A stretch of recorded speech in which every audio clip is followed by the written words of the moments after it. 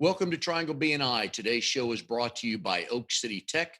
Oak City Tech will help power your goals with the proven technologies they've developed to increase your traffic, get you more leads, and help you close some sales opportunities, help grow your business. They can help you with web design, SEO, email campaigns, whatever you need. Go to oakcitytech.com. I know they can help you. They've helped me. Hi, everybody. My name is Mike Manning, and each week we bring you a small business success story from Triangle BNI. If you are not familiar with BNI, it is Business Networking International, the world's largest networking organization. Our little slice of heaven here in the Triangle is Raleigh, Durham, and Chapel Hill. Each week, about 40 chapters and almost 600 members get together, and the only thing we do is help each other grow our small businesses. So our small business success story this week is a realtor from the area. I know you've seen his car. His name is Terrence Boykin. Terrence, how are you today? Doing great this morning. Doing great. Glad to be here. I know somebody's driven by your car with the Raleigh'sBestAgent.com and your good picture on there. I know they've seen it. And you said the perfect thing. They've driven by me instead Yes. of me speeding past them. That's one thing that helps me do is to drive slow now. You know, it's funny with a logoed car, whether it's just a small logo or, somebody like you with a Uh-huh. picture and a website and everything like that. I've got a friend of mine who is, let's just say he's in decaling cars. Let's just Yeah. say that, right? And he drives a nice F-150 or something like that. And I asked Mhm. him one day, why don't you detail your car like you do your clients? He goes, I'm such a bad driver. I don't want them to know who I am. So there's a lot of pressure driving around with just your name, but when you put your face on Yeah, there, it's a right? whole different story. And the other cool point of it is now I like going to Chick-fil-A and the line's 30 minutes at the drive-through. So I've got Mhm. advertising for Yes. 30 minutes. Yeah. Something to be said for that. See, that's the marketing genius that we bring There to you the go. show every week. So, anyways, Terrence is with Keller Williams Realty Platinum. Yep. Did I say Uh, that correctly? yes, you did. You focus mainly Garner and Clayton? I do Garner, Clayton. I live in Apex, so Mhm. Apex, Cary. We do a lot throughout the Triangle. I do listings throughout the Triangle. Apex, Chapel Hill, Durham. I also have some buyers agents that work with me that can handle stuff outside that area. So the Triangle, Wake and Johnston County. Well, Purpose. and as successful as you are, you've not been in real estate long by realtors' lives. And we're going to get to that in a minute. Yeah. But Terrence is in the best of the Triangle. Their BNI chapter meets Monday mornings at 8:30.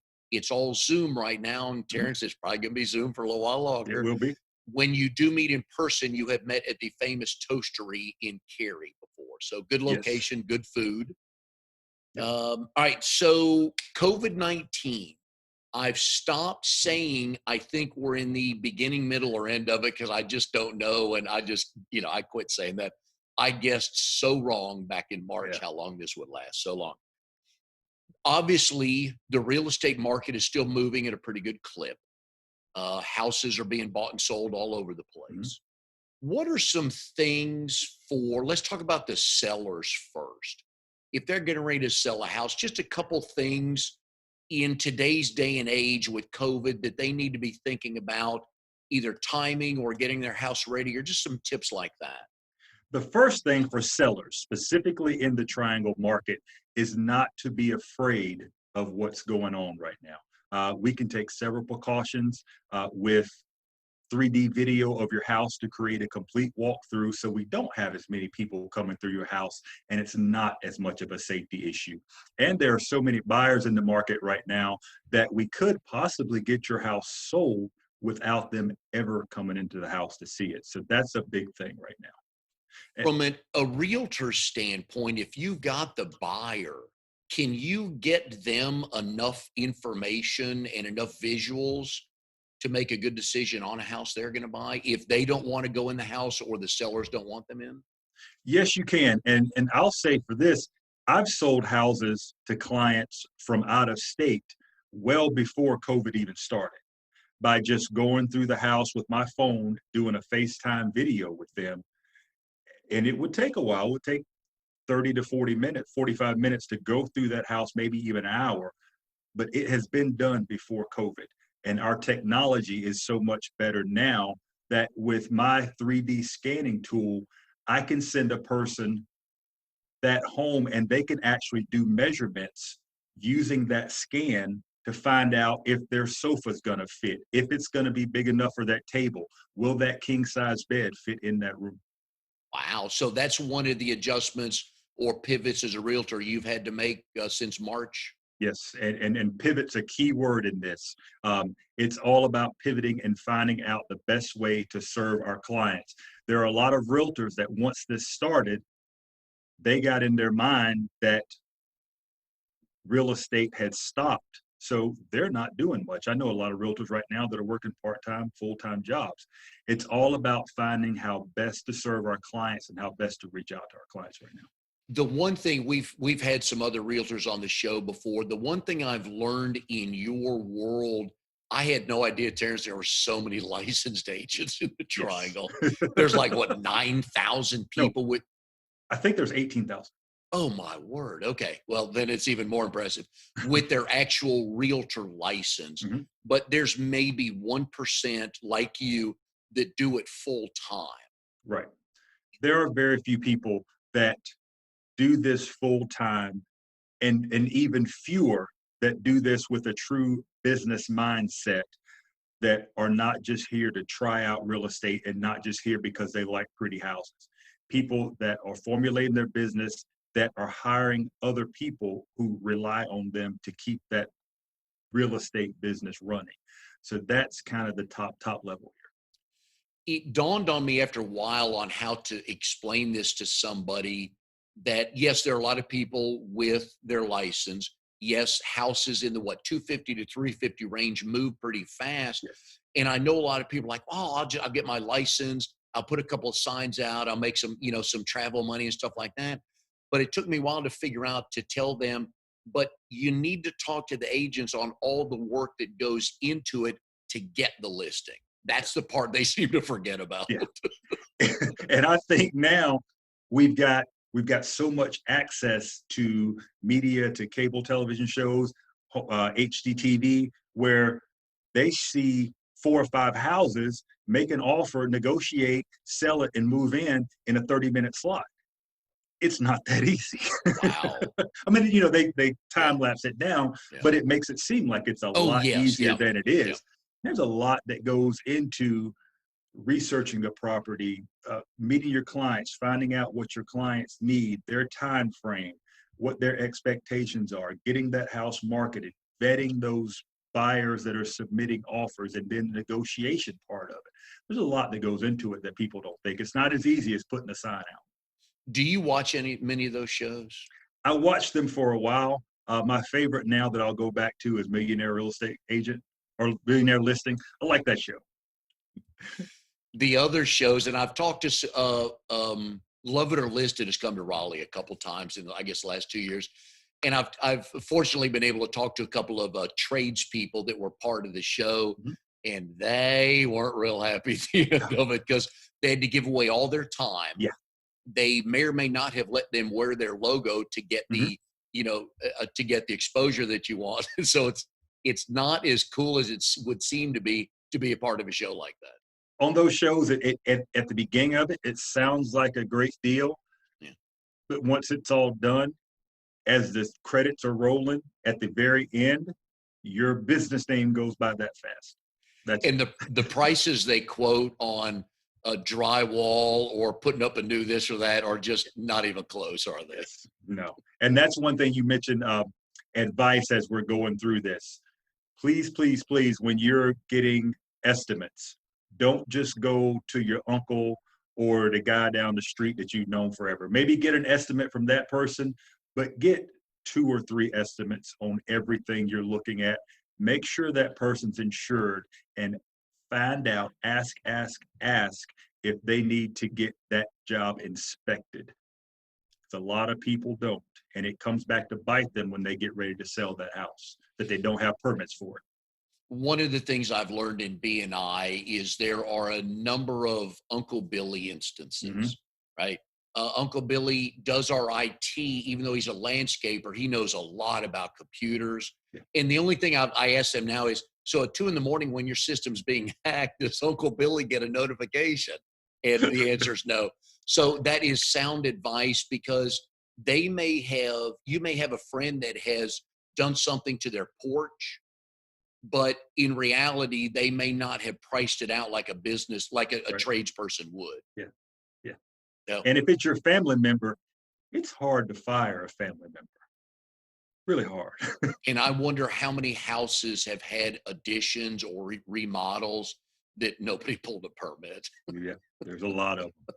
You probably don't want to know. Neither does the owner, right? So we gave us some good tips on sellers. Don't be afraid of what's going on right now. What about for buyers? I wanted to give one more on Yep, sellers. go ahead. A lot of sellers right now, I talk to a lot of people say, well, Terrence, we are thinking about selling in about 6 months, but we've got a lot of work that we need to do to the house. We're in what's called a seller's market right now, which means there's way more demand than there are houses on the market. So chances are you don't have to do as many repairs to that house as you think, because buyers really want the houses. And you have to think about it. You've been living in that house for 5 to 10 years. You know every scratch, every mark, every creak. A lot of buyers don't care about that. So before you start making upgrades and repairs on your house, reach out to a realtor. It won't cost you anything to have them and come and look at that house from a buyer's perspective to see the things you truly need to do. And it'll probably just boil down to cleaning and stretching your carpet, painting, decluttering, and working on your landscaping. The other thing I've learned, the curb appeal. Mhm. What little tweaks, you don't need to spend $8,000 to redo the front, right? What kind of things have you worked with clients before just to tweak that curb appeal?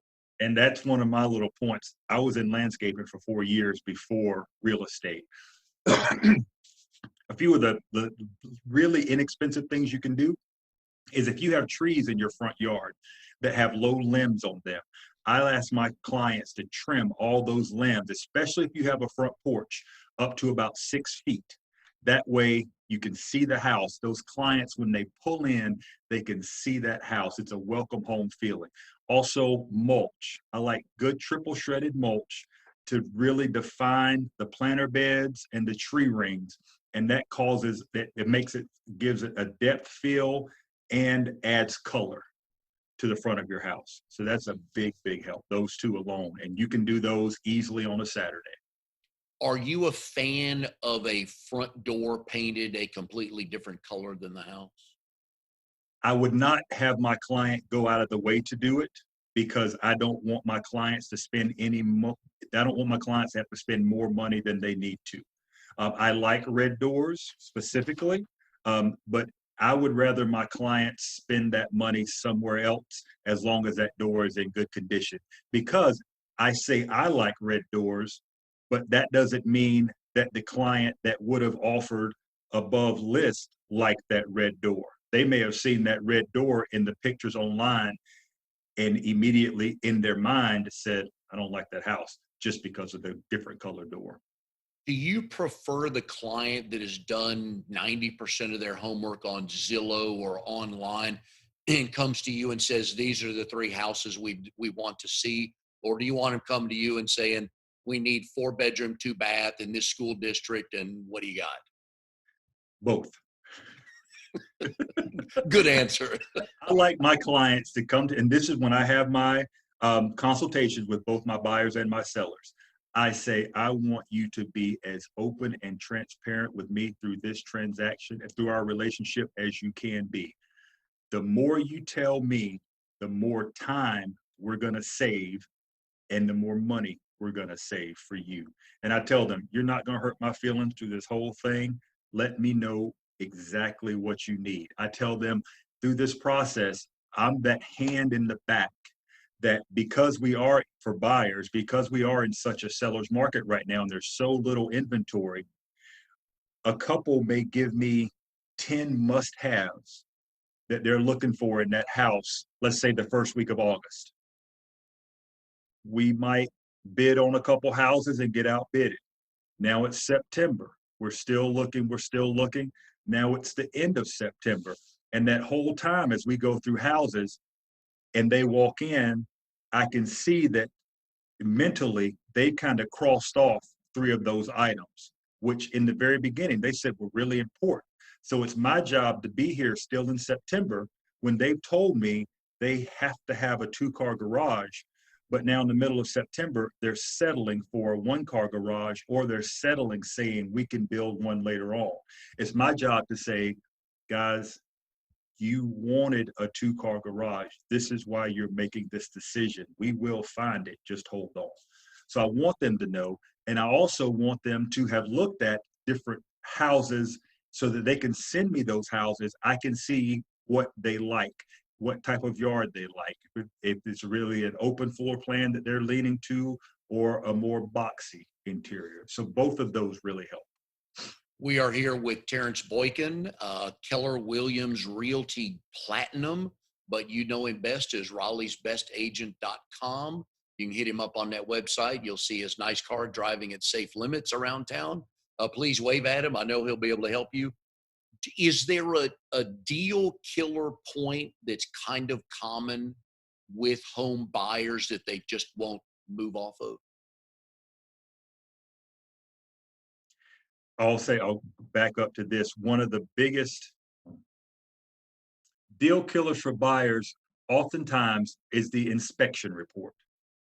A good agent will sit down with a buyer early in the process and let them know that it's the home inspector's job to find what I call the safety and structural issues with that house. Safety usually being electrical. They did some additions, didn't wire it correctly, the ground fault circuit in the kitchen isn't working. Those things we want to get repaired. Structural, if there's a crack in the foundation, we see water leaks going into the crawl space. Those are things we want to ask to be repaired. That home inspector also has to CYA, if you know what that means, and he's going to find every little thing wrong with that house, from those issues to the kitchen drawer doesn't shut all the way, and the stopper in the bathroom sink doesn't close all the way, so there's a little bit of a water leak. And we have so many buyers that see that inspection report that has 30 or so items on it, and they freak out and they want everything done, or they're just ready to walk away from the property. When in reality, of those 30 items, there's probably only 4 that truly need to be addressed. And a lot of our buyers are moving from apartments or places that they've rented, so those repairs have always been made for them. They don't understand that there's normal wear and tear on a house, and those things are just normal maintenance that they will have to take care of. So that's kind of that comes the biggest stuff. Do you remember the first house you ever listed?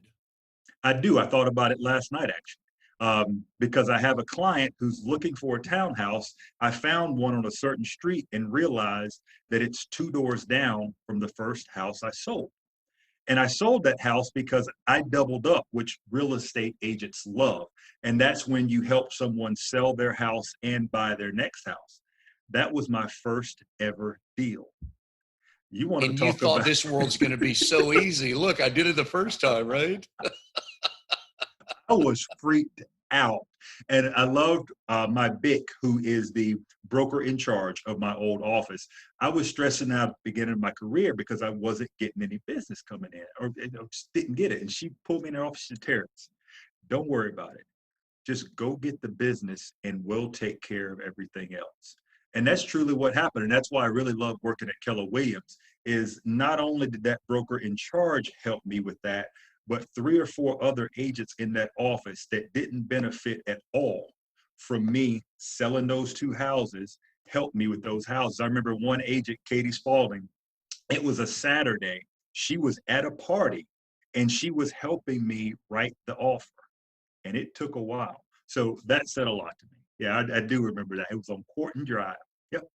And once both deals closed and your commission check came in, what'd you do to celebrate? Went and got a ribeye. That's my celebration go-to. The same place? It varies.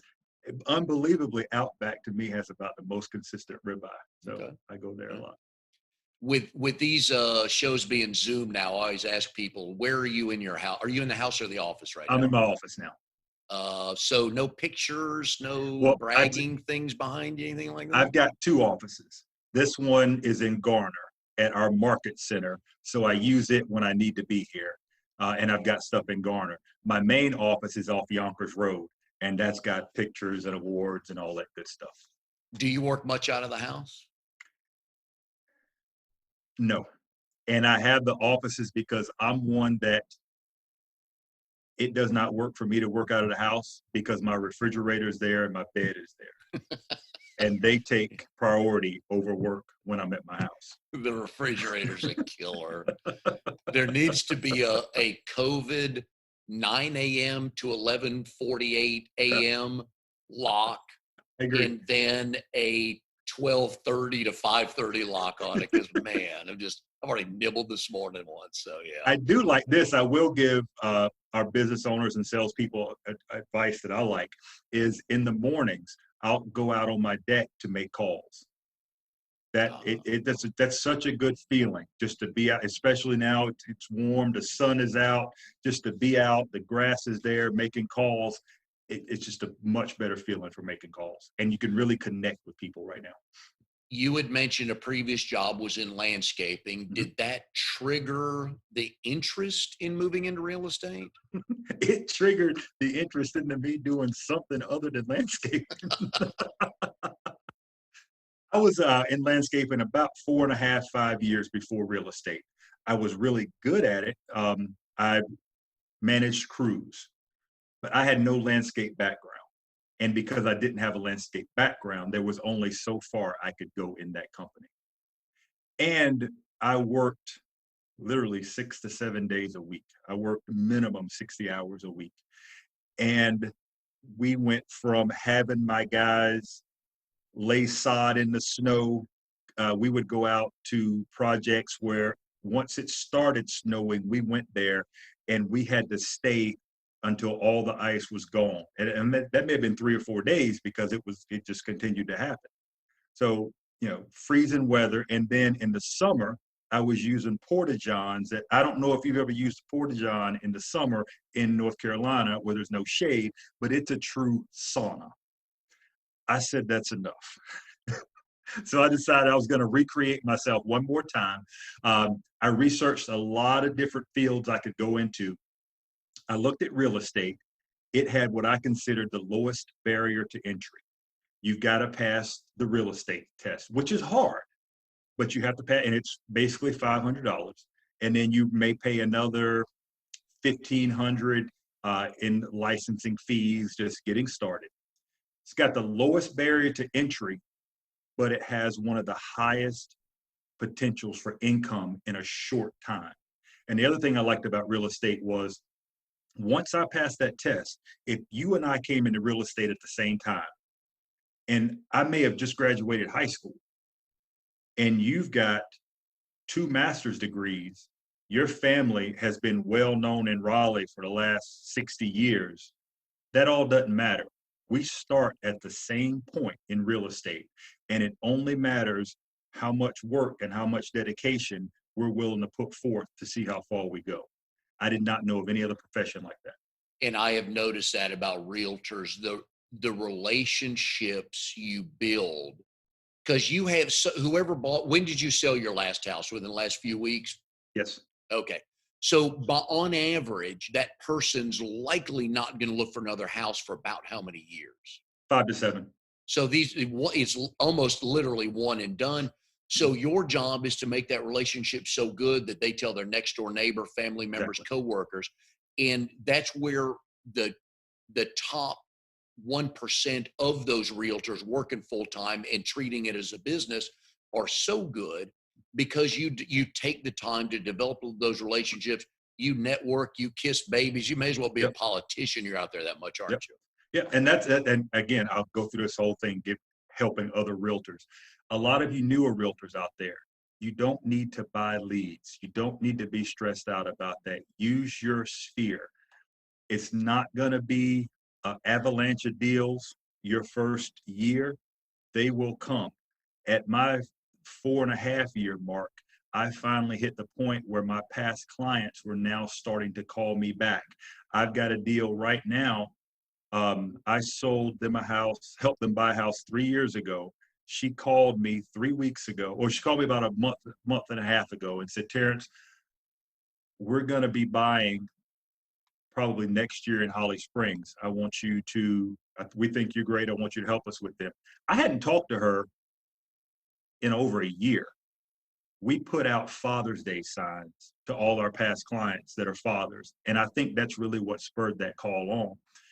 Now their house is under contract to sell, and we're under contract to buy their next house because she speeded it up. But I'm starting to get a lot of those calls right now. And that's what's so important for realtors, to keep that relationship with their clients. Don't just go after this for a commission. Go after this for a relationship, because that's what's going to make your business work.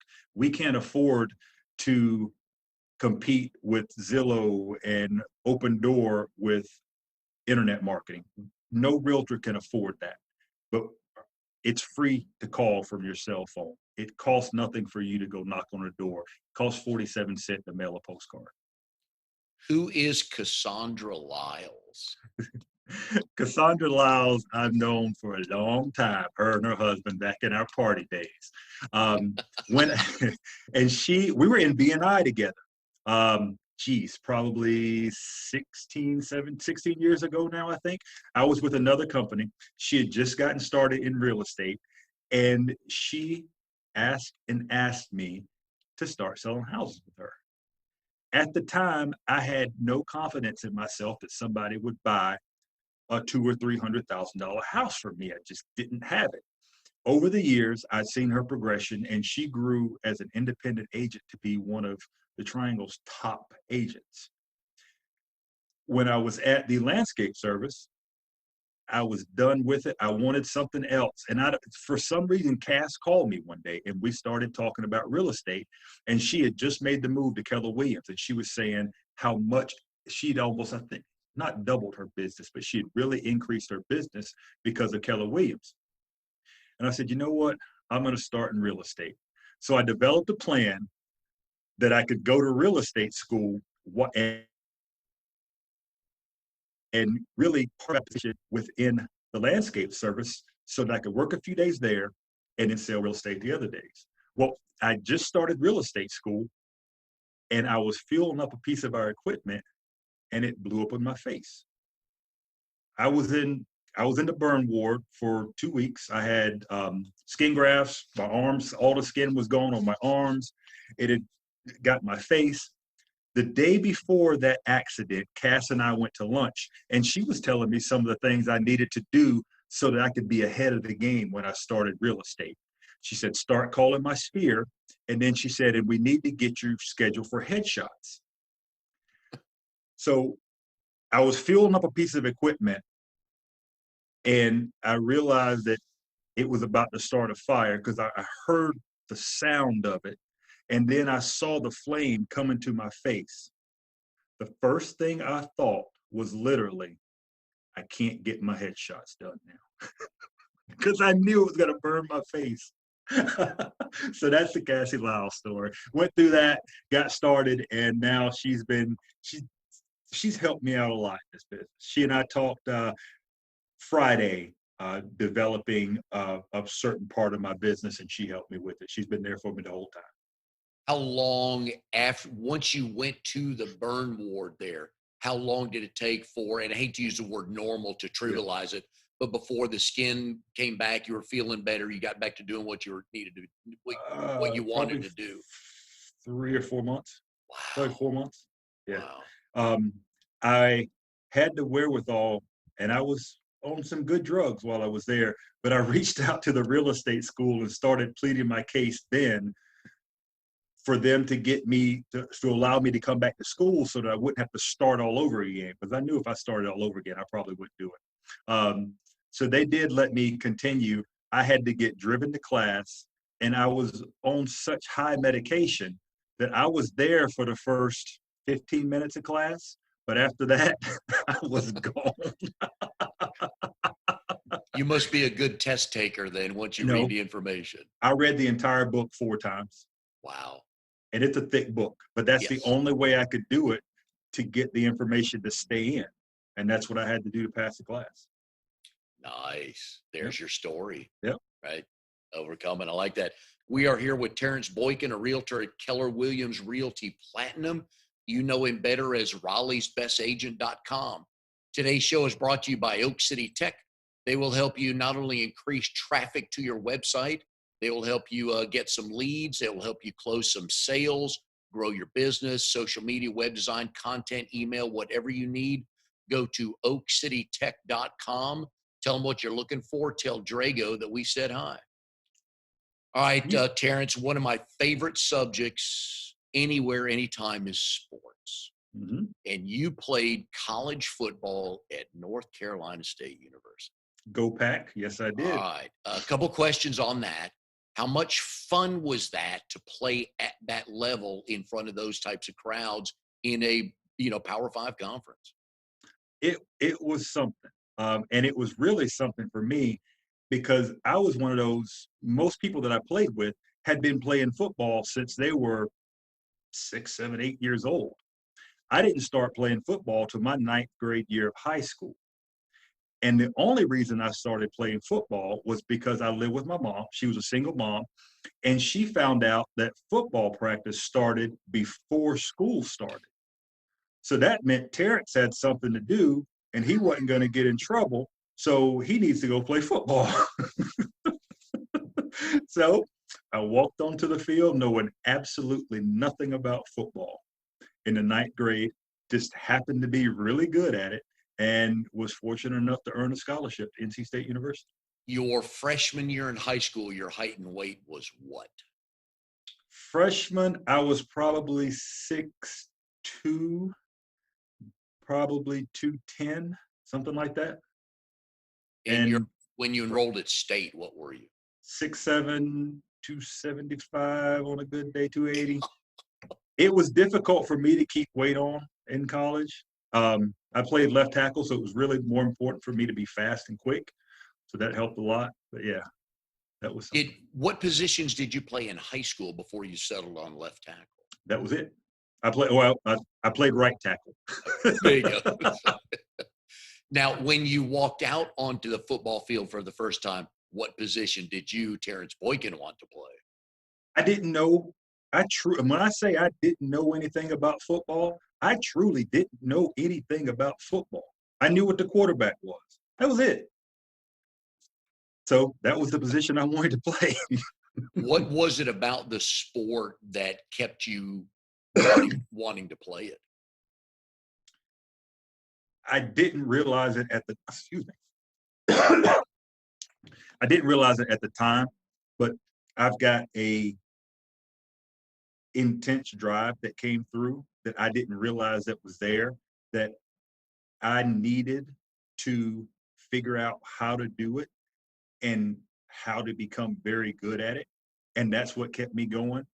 The other thing was the relationship I built with my teammates. I was an only child. There's a lot of other stuff I could have been doing at that time, but I created relationships with my teammates. We hung out, we helped each other, we did things. That's really what I liked, even in college. That's what I enjoyed about football more than football itself. I hear that from retired professional players is what they miss most is the locker room. Yeah. Yep. That's it. While we're thinking about it now, I can remember our guys, we used to go eat buffet in high school the Thursday before the game. We'd go stuff our faces, and then we'd go, because I grew up in Wilmington at the beach. We'd ride out to the beach and hang out and just have a good time. Now, when you take an offensive line group somewhere, it has to be buffet because you guys would go broke trying to eat that much food, wouldn't you? It has to be buffet, and you have to have the same waitress every time, because if not, you're going to get kicked out. Luckily, at the place we went, the mother of one of the players worked there, so we were okay. What was the name of the place? It was some kind of, like, it wasn't Golden Corral, but it was something similar to that. I can't remember the name of it right now, but it was something buffet. So that was good. If it was $6.95 for the buffet, just to pick a price, $6.99, how much food did you guys eat individually? A whole lot more than that. Like I had, 40 and bucks worth I'll of get food, you off think? food. I had one of my best friends. We used to go to the breakfast buffet that we knew ended, I think, at 10:30. So we would get there at about 9:45, eat breakfast, sit there and hang out for about 20, 30 minutes, and then eat lunch. The owner must have loved seeing you guys walk in the room, right? We had to be creative. Yeah. When did you start getting serious college offers? The end of my 10th grade year. And was that something you Well, wanted to? not offers, just letters. Okay. Was that something you wanted to do, was play college football? I had never thought about it. When the letters started coming in, it seemed like something cool to do. I knew I was going to go to college because my family, even my grandmother's family, her siblings, they all went to college. I mean, that's just the expected thing to do in my family, and that's what you do. Um, the football aspect of it seemed really cool. And being in this area with Duke, UNC, it was something. And then when the letters started coming in, it it made me feel good to have those come in. Where would you have gone if you didn't go to state? I was one of those. I could have literally gone to almost any college in the country.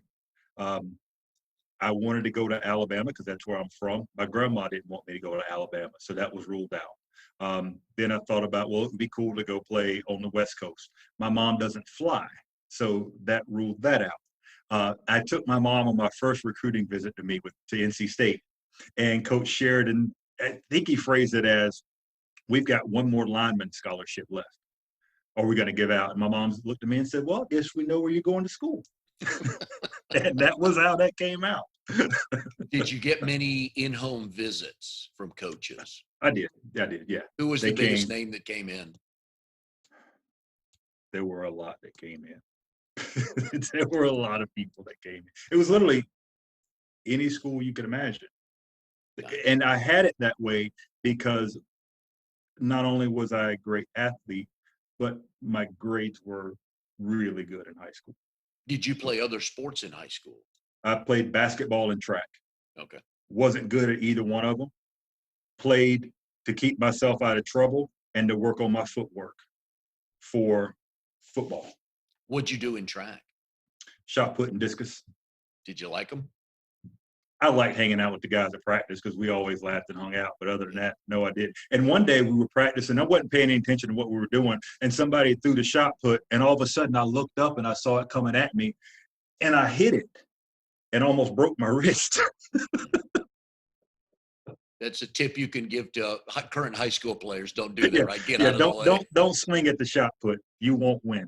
And don't try to catch the discus, right?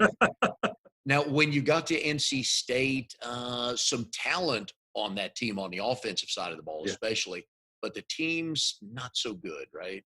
We were good. When I was there, we played the kickoff classic. We kicked off. Then we went to the Hall of Fame Bowl, the Gator Bowl, and the Peach Bowl. Oh, I looked at one of the records. You guys were 3-8. Did I have a wrong year? We were 9-win seasons Okay. when I was there. That was I just must have done some bad math then. All right. Yeah. You played with some pretty good offensive players. Played with somebody with the last name of Holt, right? Yes, I did. With Torrey Holt. That guy had, speaking of dedication and work ethic, that guy had some of the best work ethic and just coming into practice. Everybody else leaves during the summer. The coaches recommend and ask us to stay for summer school so we can get some workouts in. There was Torrey on the field running his routes, doing everything he needed to do. So when fall came around, his routes were perfect. He knew exactly what he needed to do. He was very good. Also played with Trot Nixon. We were in high school together. That's right. Yeah, we played high school football together. He actually came to NC State, was going to play football there, and then at the last minute decided he was going to go play baseball, and then he went for his major league career. Played for the Red Sox, and just a classic baseball first Oh, name, yeah. Trot. Oh, yeah. But I'm assuming that was not his given name. Yeah, Trotman. Really? Mm-hmm. Oh, very cool. Who was the best defensive player you went up against at State? Overall, one of the best guys I went against actually played for NC State. His name's Carl Reeves. He's still in the area now. Carl played defensive end. Carl was about 6'4", 6'5", and he weighed 225. He was one of the best pass rushers I ever went against. He was just so quick, so fast, and for his frame, he used his strength so well. It was unbelievable. Carl Reeves was an excellent pass rusher. There was one guy we played, starts with a B. Was it Bowling Green? I think it was Bowling Green. He was, or Baylor. He was 6'8", and I think about just over 300 pounds. And he wore a cutoff shirt, so it wasn't a fat dude. And one time off the ball, I kind of stood up, and he grabbed me under my shoulder pads and picked me up and carried me back 2 steps and put me down. Then you learn don't stand up, right off the snap. That's a quick way to learn that one. Was it ingrained in you pretty quickly that you can't lose to Carolina? Yeah, that was a or big you thing. shouldn't. Yeah. Carolina, Duke, yeah, Wake Forest. No. How'd you guys do against them? That will next up. Okay, fair enough. Was the NFL ever an option? I could have played in the NFL. Really could have played in the NFL. When I was in college, I grew up with my grandparents. My grandfather was like my father. So my second year, he had a stroke. Because we were playing the season, I didn't go home while he was in the hospital with a stroke. During our spring practice, he had his leg amputated and had a blood clot, and he died while he was getting his leg amputated. I didn't go to that surgery. So basically, in my mind, football kept me from seeing what I considered my father. I got very depressed and then really lost all love for football. I still played it, was still good at it, but that true drive for it was gone. If I had still had that true drive for football, there's no question I would have played professionally. Wow. Oh, that's a sad story. Yeah. I've talked to other people that just, it's sad when you can't get there for that closure, right? Well, yeah. And that sucked. Yeah. Yeah. Tell me about, okay, let's go back. You have on one of your bios that I was reading, you're from the smallest town ever in Alabama. If you want to talk South and Southern and small town, I will take you there when I go home. There's those, you hear the old joke, don't blink or you'll miss it. You will miss it because there's no stoplights. So you'll just go straight through it. If I had graduated high school there, my class would have been 42 people. That's the only high school in the town. What's the name of the town? It's called Woodland, Alabama. And the weird thing about it now is I live on Woodlands Creek Way in Apex. So that's pretty cool. That's funny. So 42. So when did you move to Wilmington? Moved to Wilmington for junior high school. And that was the biggest treat ever for a kid that's in Alabama. You talk culture. There's no culture in Alabama. Everything's the same. I get to Wilmington. There's the beach, there's kids with last names like Dupre and Gutierrez and all this stuff. That was just the coolest thing for me. It was really cool. How big was your senior class in high school? I think 385, something in that area. So my senior class was, and my high school when I was in Alabama was kindergarten through 12th grade. So my high school graduating class was as big as the entire school. Nice. When was the last time you were back home in Woodland? I was there in July. Had to go down to see some family. And has it changed? No, not at all.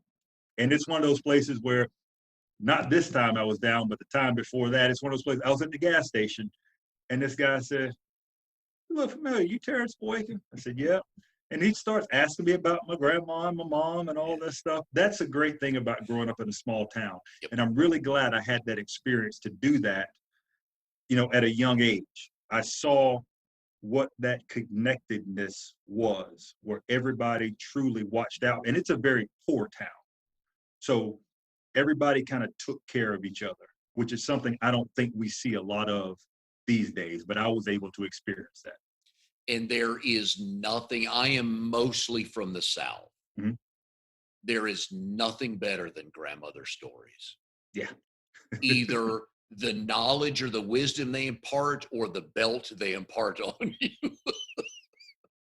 And that was my granddad. He had a leather belt, and his name Norman was engraved in that or carved in that belt. And whenever I did anything wrong, he'd just point down the hallway because there was one place I got my whipping. He said, "Go, and I'll see you in a few minutes." Did your grandmother ever try to help you? No. So another thing, we're here with Terrence Boykin, who is a realtor at Keller Williams Realty Platinum. He's also in Best of the Triangle BNI group. They meet Mondays at 8:30 at the famous Toastery, eventually in person. Today's show is brought to you by Oak City Tech. If you'll go to oakcitytech.com, they can help you with web design.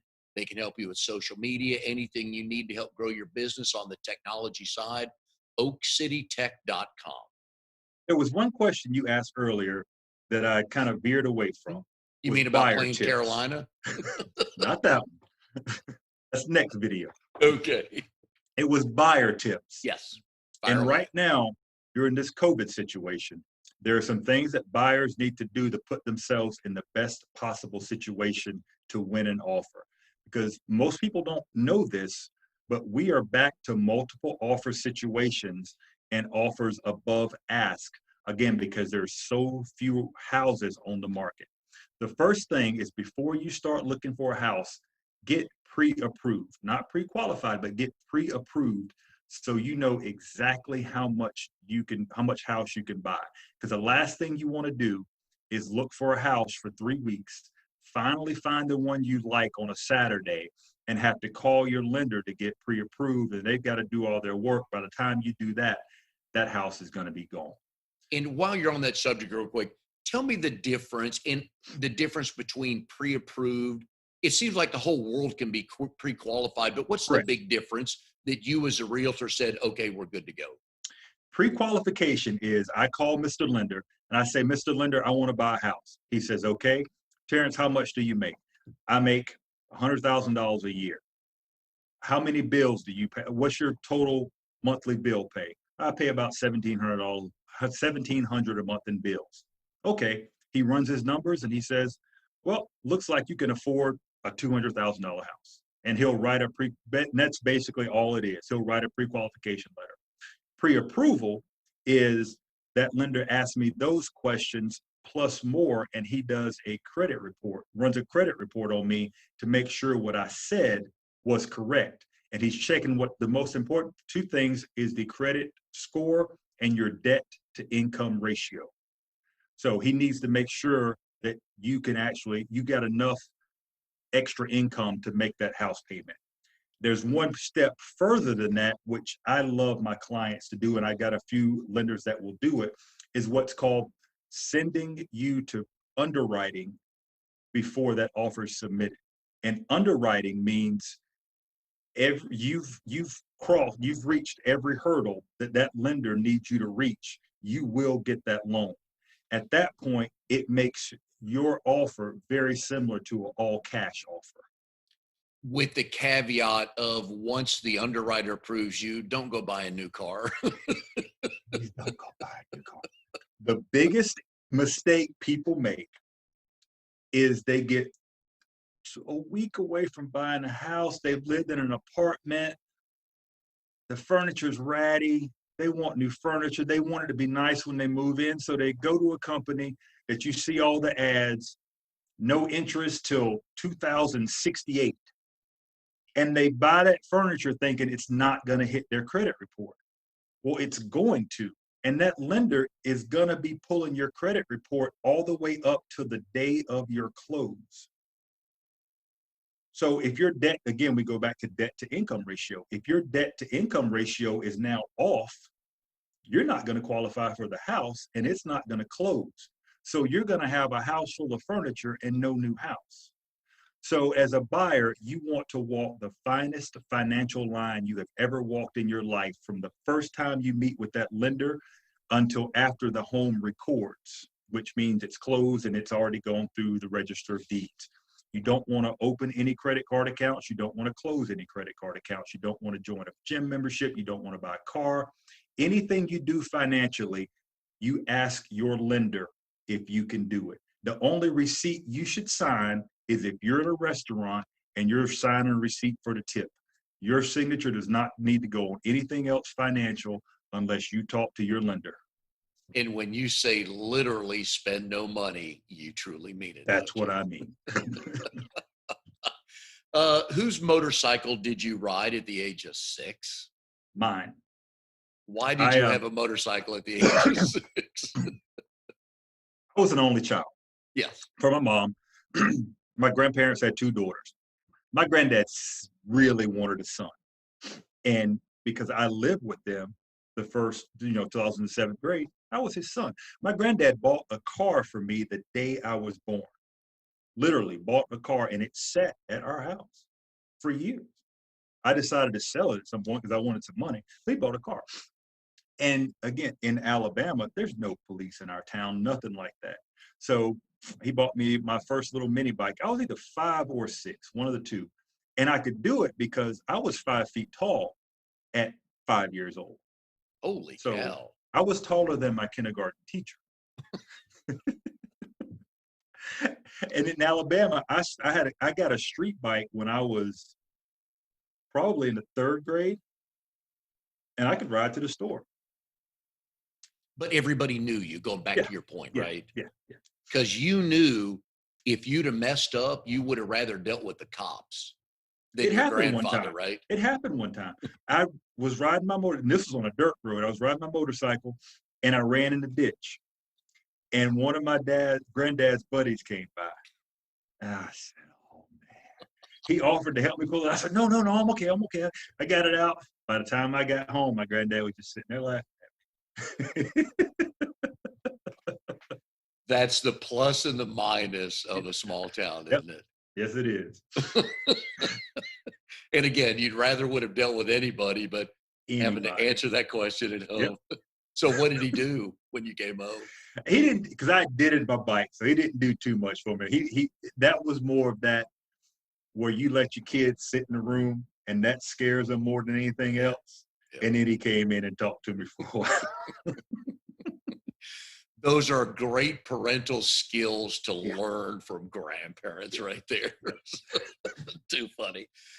Folks, if you go to Raleigh'sBestAgent.com, you're going to see Terrence's vlog. That's a video log versus a blog that's written. The stuff is outstanding.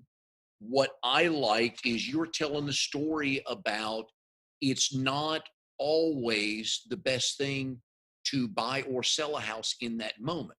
Now, before I ask you specific on that story, I love small business owners that will talk themselves out of money, because that means you're honest and that means you care about me. So the vlog you were talking about, you had a client whose husband had just died, and she thought, I may as well move, can't afford. It came down to the landscaping because her husband always kept up. But you sat with her and you looked at your numbers, you talked with the lender, and you found out, no, let's kind of redo a couple of things. You can stay right where you are. Right. And that's what this business is all about. I talking to new agents, I say, don't have commission breath. And it's easy for me to say that now because I'm at a point in my career where I only work with the people I want to work with. And I don't have to take every deal that comes in. I'm more about what's important for my client and really building that relationship with her. This particular client, I've sold 2 homes in that neighborhood. She called me up. She decided she wanted to sell her house because her husband had just passed a month ago. And it really boiled down to she wanted to sell the house because she didn't think she could take care of the landscaping anymore. We found out that now, because our interest rates are some of the lowest we've ever seen, she could refinance, stay in that house. She was thinking about moving to a townhouse, which would have meant another $125 a month in HOA fees. Now she can use that money that she's saving from refinancing the loan and those saved HOA fees to pay for someone to take care of her lawn.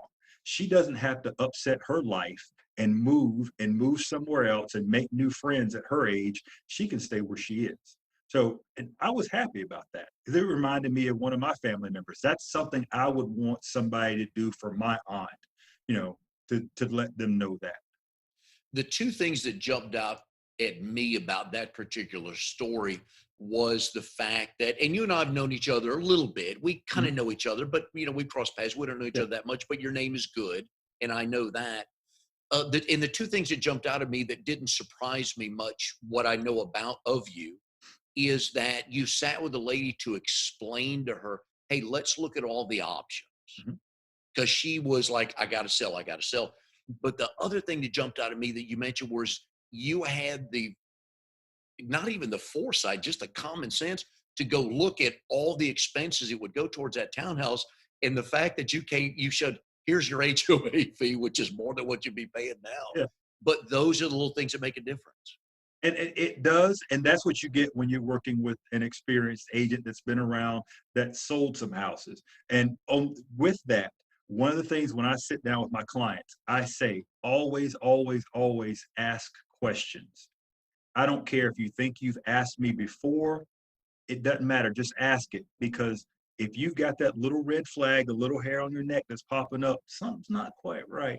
Go ahead and ask it. We can handle that early in the situation and get it done. If she wouldn't have said that about the landscaping, I would have never known that. And I would have just kept going, through my scripts and through what I do. So that's where we talked in the very beginning, just about being open and transparent in the relationship with your realtor. Let them know what's going on. Don't hide anything from them.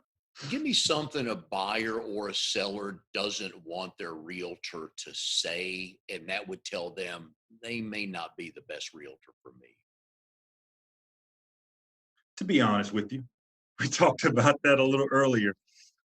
Watch your scripts and practice your presentations, because a lot of realtors contradict themselves in their presentation and they don't realize it. It oftentimes comes from them not being confident in their knowledge of the market and what's going on. So they go through their presentation, they get a little lost, and they kind of start making stuff up on the fly, and it doesn't fit with everything else they've said. So that's a big, big one for me. And as an agent, I think those clients that you're sitting in front of don't want you to be a pushover.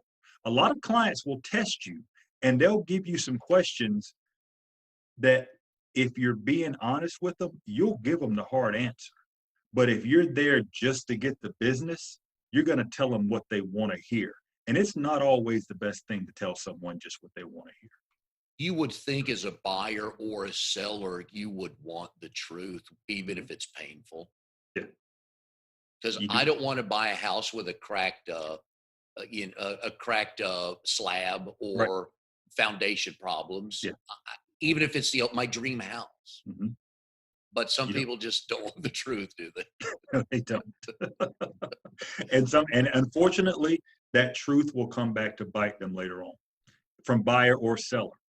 Seller doesn't want the truth, doesn't tell me something about the house. Buyer buys that house, finds out that there was an issue with the house that the seller should have known about. That seller can be sued. So it's better to be upfront. I'm sure somebody in the triangle today, based on the numbers, is getting their license today. Let's just assume maybe 100. All right. Yep. What would you tell them to do in the next 60 days? What are 2 or 3 things they must do to get off on the right foot? Agents, when they get their license, they think they're in the real estate business. They're not. They're in the lead generation business now. So they need to get on their phone, go through their contacts, very simple scripting, let people know that they're now in the real estate business, and they're reaching out to that person because they know that that person is someone that would help them in their business, and ask them who they know that's in the market to buy or sell a house. And then shut up. Don't say a word until that person speaks. That's the best thing you could do, and continue doing that. I can guarantee you, I'll put money on that if you do that and you contact 15 people a day, we like to say 20, but 20 is a lot. If you contact 15 people a day, 5 days a week for the first 3 months of your career, If you come to Keller Williams Platinum right now and start today, if you do that for 3 months, you will be more successful than 50% of the people in this office right now. Well, and I know that's one of the reasons it's made you successful in a short period of time. Yep. Terrence Boykin, if you will go to Raleigh'sBestAgent.com, you can get in touch with him that way. You can see his track record. You can check out his vlogs, and you can learn what he knows and why he is so detail oriented. Terrence, we enjoyed having you on the show today. Best of luck through, like I said, I don't know where we are in COVID. But Through 2067. right, that's right. Right when you're no longer pre-qualified, right? So anyways, we've enjoyed it today, and good luck with the rest of the year and everything, and love the stories you shared with us today and the knowledge for the listeners. Thank you for having me today. I enjoyed it. And we'll see you next time on Triangle BNI.